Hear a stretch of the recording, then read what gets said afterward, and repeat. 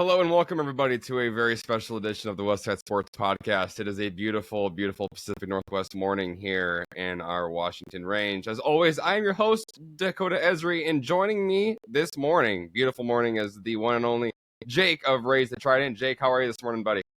I'm doing great, Dakota. Thanks for having me on. It's a really nice day around the Pacific Northwest right now. And about to go up to Seattle myself and not watch tonight's game, but watch tomorrow's game in person. So hopefully the T-Mobile Park is popping. It seems like it is. All the home games right now are so loud. So really looking forward to it and being there in person. And hopefully they can keep the momentum from last night's win going, because I really don't want to go up there for like a 0-1 loss or something like that. So Dude, yeah, right.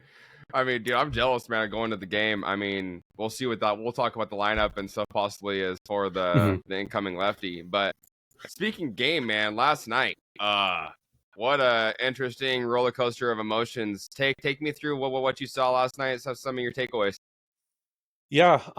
Well, I mean, at the end of the day, like, a win is a win. So, of course, we couldn't have it easy at all. But I was really interested to see how Wu would do. I mean, he's been our workhorse all year. He's been our ace basically all year too. He ended up extending his streak of going through at least 6 innings to 25. So all of his starts this year, he's gotten through the 6th inning, which is really nice considering the amount of innings you're getting from the other starting pitchers is not great right now. So you kind of need at least one of those dudes that you can rely on to give you some depth. And I was a little worried after he gave up that first inning blast to Brent Rooker, because we just got off this really terrible road trip, and going 2-7. But it felt like the biggest thing for the whole road trip is it felt like we were just constantly giving up a run in the first or the second. We were immediately just in the deficit, and we could not find a way to get the lead and keep it all road trip at all. And so when they struck first last night, I was like, here we go. This is like what's been going on for the past week or so, and was really terrified about how last night's game was going to go. And Wu, just kind of what he's been doing most of the year, is even if he does get tagged in that first or second inning, he bears down and he gets it done. And he really did. I mean, he still ended up getting 7 strikeouts. He still walked 2 batters. So obviously you would like that to be a little bit better. But regardless, I mean, only giving up 1 earned run, getting through 7 last night. I mean, that's perfect. It's what you want from all of your pitchers. You can hope that if Gilbert and Kirby for the remainder of the season, or sorry, the series, can do something similar, you're going to be in a good spot, because your offense clearly, I say clearly, likes to play at T-Mobile Park, even though they only scored 3 runs last night, but it was all solo home runs. So it's like the power is there. It's just, I think they need to get on guys on base before they get those home runs, and then it would look a lot better on the box score at the end of the day. But yeah, really just gritty win that they really needed. I have to shout out Andres Munoz for giving me a heart attack and then finding a way to also bear it down and ultimately get the save. So you just needed to get a win however you could after that road trip, and I'm glad they were able to get it in game 1. And just don't mess around in game 2. Get the series win, secure it tonight, so that you don't have a rubber match tomorrow to figure out who wins the series. And we're going to be doing pretty well so far. No, I agree with that, man, wholeheartedly. Brian Wu has been an absolute dog this year. We were all excited. The question mark with me and some of my buddies was who would have a more promising season, Bryce Miller, Brian Wu. I'm like, well, heads or tails, flip a coin, right? And obviously the results are the results. Bryce has had his struggles with injury stuff, and Brian has just been like so consistent. Doesn't even cover how good he's been for us this year. I don't believe we're even close to the position we're in right now with our Brian Wu this year. Not even close. So the offense last night, I saw the stat from the stat guy for the Mariners. Of course, I can't remember his name off the top of my head. Is it Alex? Yeah, Mayer? Alex Mayer, yeah. that 5 Mariners this year hit their career like 100th home run or something along those lines. It was like an achievement with Josh Naylor last night and all that jazz. But speaking of Josh Naylor, man, like, is there a player besides for Eugenio Suarez or Nelson Cruz that came into this organization and instantly, like, everyone was like, yeah, we like him? I don't know. I think Josh Naylor is such an interesting case for the Mariners in the sense of he is just so much different than those guys like a Eugenio Suarez or a Nelson Cruz. Like, he is so intense. We already know that. His personality is a lot different than those guys. I mean, Gino coming in, the whole thing was good vibes only is back and all that. Whereas Josh Naylor is more, I'm getting my work done. I'm going up to the plate and I am going to try to crush this baseball. And if I fail, I fail. If I get it, I get it. And just is so about his business, so professional, so you've heard other people talk about it, just like a fascinating guy to talk baseball with, very intelligent about the game, very observant. And not to say obviously that other guys like Nelson Cruz, of course, and then, Eugenio Suarez aren't intelligent, professional, whatever. But with Josh, he is just such a unique personality to have on a team that is always been kind of like good vibes. We love our players, even though they're not, playing well. We just, we love our little fringe players. Like I was, Rowdy Tellez guy earlier in the year, right? Like, wasn't the best player, but hey, I had an emotional connection to him. And that's what Mariners fans do, right? Like, we find emotional connections to people. And Josh is just one of those guys where, like, I mean, you're gonna have an emotional connection to him, but not because his personality is this really awesome, funny guy. It's because he's just good at baseball. He is just good at baseball. And seeing him get that home run last night was really fun because, one, his reaction was great. Like, you could tell he was just so pumped about it.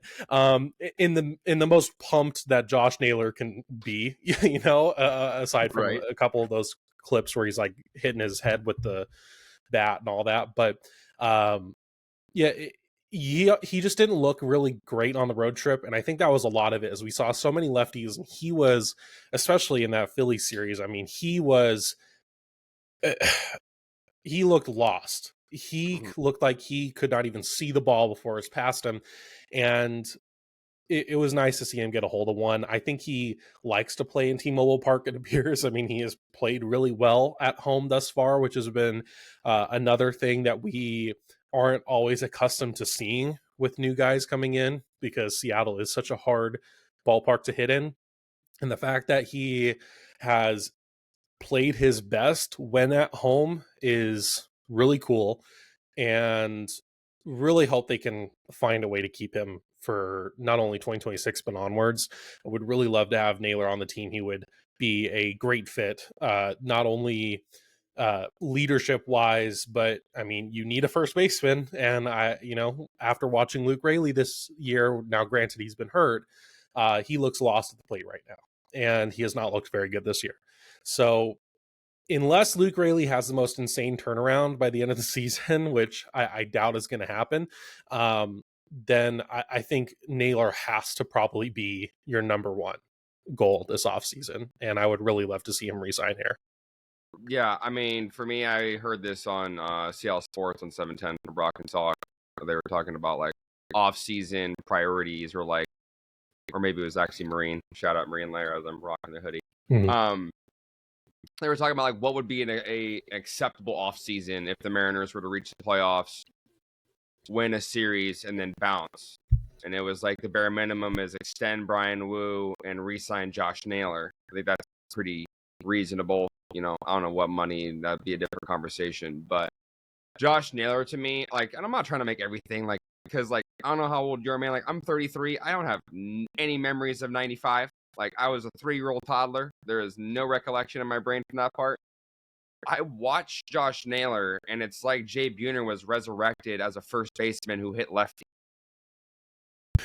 Yeah, I'm 27, or I'm about to be 27 in a few days, but and I've only been a Mariners fan for a few years now, so I don't have any recollection, of course, of 95. I wasn't even born yet. I was born in 98. So don't have any recollection of that, of course. And then even like 2001 and whatnot, I would have been 2. Like even if I was, let's say, a Mariners fan for my whole life, like I would have been 2. So I wouldn't have remembered anything like that. So yeah, I mean, he's just such a unique guy, but in a good way. Like he's not a clubhouse cancer or anything like that with his intensity and the way he carries himself. He's very clearly been a leader since joining the Mariners, and a guy that I think they needed to have that kind of personality and that kind of no nonsense guy, if that makes sense. Yeah, no, man, it's the no nonsense is, you know, I don't mind like using a little bit of language here on this channel, but like they talk about being the red ass, you know, being like, hey, like this guy he's been intense his entire life. He is who he is. He brings a different, you know, when we get to the time, like you and I know, when the rubber meets the road and it's time to put the pedal down to the floor, guys like Josh Naylor are the ones who can look a Cal Raleigh and be like, hey, dude, I know you beat up. I know you're tired. I know you've been catching for 150 games. It's go time. Mm-hmm. You know, and we need that. But I want to transition a little bit here, dude, like from last night's game to kind of just your upbringing in this beloved organization that drives us mad and crazy. Like how'd you get into you said like you're I don't want to like maybe like a newer like new-ish to like the Mariners realm in general. Like how'd you get into the team? Like who was your favorite players when you first started watching all that jazz, man? Yeah, so I grew up with my family being from the Bay Area in California. So I adopted a lot of Bay Area teams for a lot of my life, especially through my dad. So he grew up a Giants fan. So I was a Giants fan for a long time, especially during those, early 2010s when they were a dynasty at that point. Was really awesome to see a lot of those moments there. And even around that time, I was playing baseball myself, like travel ball and whatnot. So baseball was the only sport I ever cared about for the most part. Like I played other sports like all kids do, right? Like I tried soccer, tried football, tried basketball. Baseball was the sport, was the the first love, if you will. And even when around that time I was watching MLB Network all the time. I remember, most kids turn on cartoons before while they're getting ready for school. I was turning on Hot Stove and watching MLB Network. Same. So yeah, so I was really enthralled with baseball for a long time. I ended up kind of falling out of it after like halfway through high school because just had some in my own personal playing had some politics type things that were going on with coaches and all that kind of made me I don't want to say resentful against baseball, but more it kind of took away that like passion for it for a little while. So spent a good like 5 or 6 years maybe just like not even knowing what the hell was going on with baseball at all, like not paying attention, nothing. And I was just at a point in my life in 2022 where I feel like I'm kind of a creative guy, or at least I like to have a creative outlet of some kind at all times to help give me something to do, I guess, if that makes sense. And I was finding like I just didn't have one, and I really was craving to have some sort of creative outlet, something to really sink my teeth into at the time that was also positive. And I have lived in Washington State basically my whole life, grew up here pretty much. And since I was 7 is when I moved here. So basically my whole life I've been like a Washington native. And I went to Mariner games here and there, but I never knew what was going on with the Mariners. I knew several of the players. It was more of just to go to a baseball game because baseball games are awesome. So but I got to a point in my life in 2022 where I'm like, I really need something to sink my teeth into. And I'm like, I wonder if I can get like back into baseball. Let's see what's going on with baseball right now. And I could have went back into like what's going on with the Giants and all that if I really wanted to. But I'm like, I live in Washington. Like I can go to Mariner games obviously way more often than, San Francisco. Like I'd have to fly down there or drive, Right. 16 hours. So, how about what's going on with the team that's only a few hours away from me that I could go to? And that was like right before or right when Cal hit his the drought ender, right? And so I watched that, and for me it was just like not only seeing that the Mariners were one good and two were in a really positive space, but I think for me it was also seeing what it meant to all of the Mariner fans who have been fans for their whole life, right? And seeing the reaction to the drought ender and people crying and people, especially the reaction, man. I mean, we've all watched the drought ender clip thousands of times probably at this point. I know I have. Yeah. It was just one of those surreal baseball moments where I'm like, okay, this is pretty sick. Like, what's going on here? So I really like started, watching Locked On to like get an idea on what was going on with the team, because at that point I had no context whatsoever about any of the players that I was watching or the organization as a whole. And so I watched the playoff run, and specifically I would say wild card game 2 is probably what cemented it for me. I'm like, there's something special here. Like there's something really cool going on here.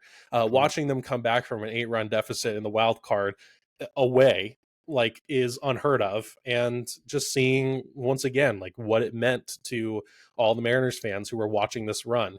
And so it's just one of those things where I'm like, this is like the perfect storm for me. Like I need something to sink my teeth into. I love baseball already. I already know, I would like to think a decent amount about baseball. I learned once I started doing content, not as much as I thought, because analytics have jumped a lot since my hot stove days, in middle Oh, have school. they ever? Yeah. Yeah, so there's a lot to learn there, but that's really what cemented it for me. And since then, it's been full bore into it. I mean, I started the Jersey Tracker on Twitter, which was a fun little project to kind of get my little try to carve out a little space into the community if I could. And then it just kind of evolved into what I'm doing now, which is just YouTube videos, interviewing people. And it's been really cool being able to meet and talk to a bunch of different guys who are making content about the Mariners, because everyone's been really welcoming, even though I am a newer fan. So people call me bandwagon, which is like crazy because like Mariners bandwagon is, I mean, they haven't made the World Series ever, like, Right. but so I don't know how I'm bandwagoning there, but I know that the day that does come, it's going to be awesome for all of us. So I can't wait for that. No, man, that's an incredible story. I feel that in so many different ways, like being a kid and all my friends were like watching like SpongeBob or like Jetsons and all that stuff. I was like, yeah, I'll watch Stuart Scott replay of Sports Center from last night. I'm good, thanks. Yeah, intentional talk was like my main thing. Loved Kevin Millar and Chris Rose. Yep. Uh, yeah, that like those shows were awesome to me, and it's so crazy. Like thinking back to those times and being like, the only thing I was told about pitchers was ERA and wins and losses, right? And now I have to pay attention Yeah. to WHIP and FIP and all these other things. But yeah, that was a really fond moment in my life, just being able to keep up with everything. It was also like prime Verlander in Detroit, and I mean, God, that was such a prime like time Yeah. for baseball right then too. Yeah, I think back to that all the time. Like I was a big Colorado Rockies fan when I was a Mhm. teenager of like Troy Tulowitzki and Carlos Gonzalez and all these Yeah, big time slugging bats. And that's when like Coors was like legit. Like Rockies were the Rockies. yeah, But they were good. it's reflecting, I gotta say, man, like when I like the Mariners Twitterverse, right, is such a cauldron is like the best word I could put in there, man. There's like, Yeah. bunch of different people, bunch of different spices, opinions. But when I first found your content, right, it was you were doing an interview on the field with players, and I was like, this is cool, man. Like, I've the fact that we have that access, like Everett for me is only 50 minutes from my house, Mhm. so it's like watching those interviews and all that stuff you've been doing. Remind me, who was the last one you did on the field recently? I was just in Hillsboro with the Aqua Sox down in town, and I ended up interviewing Taylor Dollard for a good like 5-6 minute interview. That's really cool, man. That guy's story, man. Not to be in Yeah. any way disrespectful to Taylor Dollard. A lot of people forget he's even in the org anymore, man. Yeah. Like, I know he has some arm injuries and stuff like that. Mhm. Speaking of like, now we're talking about the farm real quick, and then we'll transition in towards the end. This farm system, Jake, like, is so incredibly talented, right? Like, Yeah. MLB Pipeline, all of the major outlets, they look at this and they're like 9 top 10 prospects, 10 top 10 prospects, or top 100 prospects, excuse me. Is there one prospect besides for Colt Emerson or now Cade Anderson where you're like, this is the guy that I've been watching and really hope that he comes up to the bigs and does exactly what I think he can be? Dude, I am so in on the Ryan Sloan train right now. Like, I am so in. Like, that kid is 19 years old. He is 6'5", 220. At 19 years old, he is already sitting 95, 96 on his fastball at 19 years old. And it's just, Crazy. and he eviscerated Low A in Modesto. And he is probably going to, I mean, I would be shocked if he had any troubles at single A in high A with Everett. And I think it's just, he has all of the makings of a legit ace when he is, finally makes it to the bigs. Like, obviously not the first couple years, but like, I mean, just you have to think about it. Like, he has the entire package, right? Like, he has the size to be a workhorse pitcher.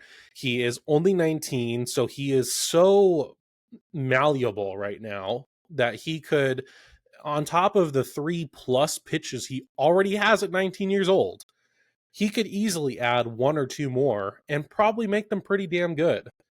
And it's just, I feel like there's really no reason to not be on the Ryan Sloan train right now. I wanted to interview him really bad. Like, he was kind of my primary target when I was in Hillsborough last time, because it was right after he got called up to the Everett Aqua Sox. And he unfortunately walked by me as I was interviewing Taylor Dollard, so I missed my shot. Not to say that, No, like, not that's to be Taylor, taken like away, Taylor right? Dollard, great guy. I really enjoyed the interview. He was a really nice dude. But also, like, and I'm sure I'll get my chance next year because I'll probably start the year with Everett again. But I mean, looking at him, I'm like, I would not see that dude on the street and be like, that's 19-year-old, right? Like, he looks early to mid 20s already. Like, he looks that mature. He looks uh, incredible. All the clips that you've seen from, the MILB Mariners account, like, I mean, I wish I could have saw his start that next day. Unfortunately, I was the day before his start, and I couldn't go to the one where he actually did make his first high A start, but it went really well. And the dude has strikeout stuff. He has, I mean, if you've seen the clips of his slider, like, it is insane. It's He gross. also, and that's not even his best pitch. Like, his changeup, I think, is supposed to be his best pitch right now. So, super into Ryan Sloan. If I were to change it up and also give you like a hitter, um, I mean, I saw Laz Montez once. I did see him earlier this year live, and he hit a towering shot over the batter's eye in Hillsborough. So it is hard for me to not see that in person and be like, wow, he's not going to make it to the bigs. Like, I mean, it's just for him. Like, and I was able to watch BP from field level too, and the ball just jumps off that kid's bat. Like, I know he has strikeout issues, he has contact issues and whatnot, and I think a lot of that has to do with just when you see clips of him swinging. I mean, he is giving you his A swing every single time, and that's going to cause some more whiffs if he can't find a way to adjust his swing and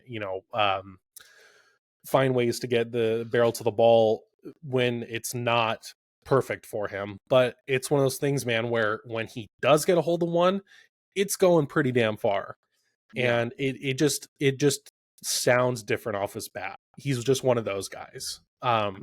So yeah, was really fun seeing that. Just a home run over the batter's eye alone is like crazy. And so, yeah, and I saw Tyler Locklear hit one right before he got traded in Tacoma. He hit one over the scoreboard in Tacoma. So that was also cool too, but unfortunately he's not with the team anymore, so I can't say Tyler Locklear. So, and I want Josh Taylor to come back anyway, so we're fine on first base. No, I mean, I don't know if you saw on the Mariners MILB on Twitter, those guys do an incredible job of getting all Mhm. of the videos of all the reels, the highlights, and the stuff like that. Laz had two home runs last night, one against the lefty, one against the righty. Second one was epic. That was a pimp job. Yeah. It's so hard not to like go into that because it's like so tantalizing. I look at him, I still just see Kyle Schwarber, just a big Kyle Schwarber is what I see out of him. Like you're talking about ace swing, Kyle Schwarber is known for just I'm gonna get ace swing off every time. I'm gonna hit 40 plus home runs. I'll probably strike out 160 times in a year, hit 230, and people will love me. That's just kind of the profile I see. Yeah. If I were to go 1-1 for myself, I gotta go Michael Arroyo, dude. Mhm. Man, he is so underrated in this system with Colt Emerson and Laz and all like Ryan Sloan. Just the hit tool, man. Hit tool's different. I don't know Yep. how he does it. He's hit better than Laz is hitting double A and single. It just blows my mind. Like, I don't know how he's going to be able to play in the field. I saw some clips of him playing second base the other day, which was quite interesting because he's not the most athletic dude in the world. But Yeah. he just is like, I heard a lot of like Howie Kendrick vibe, like comp stuff like that. Comping prospects is always a little bit tricky, but Mhm. and then this dude, as far as pitching goes, it's so hard for me not to dream about what Kate Anderson is going to be in this organization. Like after watching what we did in Philadelphia, like and seeing lefties come in and just carve our asses up. Like granted, it was like Jesus Luzardo, Christopher Sanchez, who's probably deserving to win the NL Cy Young this year with Yeah. a 3-pitch mix, just ridiculous. But Mhm. yeah, this farm system's deep, man. It's super fun to talk about. Obviously, when we get to international draft signings, this will even get deeper. Names like Yorger Bautista from last year, names that people kind of get slept on. Felnin got promoted to Everett as well, so I'm gonna try and Yep. sneak up there and try and talk to him. That'd be fun. I don't know how well, or communication wise, it'll work over, but I'm gonna at least try that. So, Yep. uh, let's wrap this up, dude. Let's talk about the game tonight. What you're, getting into Seattle. If you got any fun plans, and then feel free, please plug your channel, any upcoming content, and stuff like that. Yeah, so tonight's game, I will not be there, but I will be in Seattle. Um, I don't remember who's pitching. So Jeffrey Springs is pitching. So we have two lefties to end this series, which is not great because we all know now that lefties is like our kryptonite, not only lineup wise, but just general hitting wise. Like we cannot do it. So yeah, I'm not really looking forward to the next 2 days as far as the pitching matchups go. I mean, you just really the key is George Kirby and Logan Gilbert. Like Yeah. they need to do their job. And that's what we need. Like we need to see them go 6 or 7. We need to see them give up, just 2 quality starts would be nice. Like I'll take that, Mhm. like we just need something like that to happen. And this is the perfect time for George and Logan to do that. They're not on the road anymore. They both had kind of clunkers the last 2 starts. So this would be a nice time for them to kind of get right a little bit. Now, obviously, the Oakland A's lineup is. I said Oakland A's. I don't I care. still call him Oakland. Yeah, fine. Yeah, Oakland A's. Yeah. Their lineup is just so good. Like it's ridiculous how you go 1 year to where they're almost a guaranteed W to they're scary. Like they're legitimately scary, and they are going to be spoilers probably in September, I'd imagine. And so it's still all going to come down to the starting pitching. I'm really hoping we see a good game from Kirby tonight. That'll set the tone as well. Try to get that W tonight to secure that series win. It's always good just to get it out of the way and get it done. And then for Gilbert tomorrow, I am going to be there tomorrow, so excited for that, and excited to because Logan Gilbert is my favorite Mariner right now in general. Really big Logan Gilbert fan, so it's really nice to see him. I've seen him twice in person already, and both times he's shoved. So hopefully he does that again because I really need that in my life. Yeah. Yeah. So we'll see. And yeah, I'm really excited to go up there, taking the kids. So it's gonna be my daughter's first ever Mariners game, and then Rad. my son's second. But he was also only like a little over one when he went the first time, so he doesn't remember. So it'll probably be the first time he like can kind of remember going. So that's gonna be fun. Granted, really they both only care about the cotton candy and the popcorn and stuff. So can't say they're going to be paying too much attention to the game probably, but For sure. yeah, we'll be able to bribe them with the junk food there, so that'll be fun. But really looking forward to it. It's obviously gonna be a great time. I'm meeting some people there as well, and gonna see the aquarium today, which is always fun. I mean, the Seattle aquarium's top notch, and way too expensive, but it is Yeah. going to be worth it for the kids. It's for the kids at this point. Of course. Yeah, So, of course. hopefully they have a good time. But yeah, I'm really stoked to be up there. It'll be very weird watching a Mariners game on TV while it's occurring only a couple miles away from me. Makes me want to be there tonight, but I won't be. But yeah, really stoked for it. Cannot wait to get up there and see the city and be in the electric factory, because that's what it feels like. Like I know I don't want to like be one of those guys who like tries to I don't want to say bring nostalgia, because the electric factory thing was only a few years ago realistically. Jesse Winker. Yeah. Yeah, but at the same time, man, like, I mean, watch those home games and tell me it's not. Like, it is pumping there, especially when they're winning. Like the last homestand and last night, it is loud, and this crowd wants to see this team go on a run, because this is the best chance they've had in the last few years. So, and they can do it, and I believe they will. But we need them to hold up their end of the bargain, because they're in perfect position to do so. And every win matters, and I can't wait to be there in person. It's going to be a great time, I think. Yeah, dude, that's awesome. Really excited for you and your family, especially the kids, to be able to experience the ballpark, man. As a kid, or when we were kids, going to the ballpark is something that left a pretty hard imprint, obviously, with us as we got older Yeah. in life. So being able to establish that at a young age is really, really neat. And I'm really excited for your kids to be able to experience that, man. Yeah, it's gonna be great. I need some home runs so we can get some fireworks, okay? Because we're sitting in left field bleachers, so it'll be right Okay. above us if they do hit a home run. So I need a cow. I need the whole lineup to hit a home run, okay? Because a couple years ago, I went to the game against KC where they hit the 7 home runs in that one game. So if we can just do that again, that'd be super cool. I'd be really down for that. So I just want my kids to not only get scared, but then be like, oh, this is awesome. Fireworks are cool.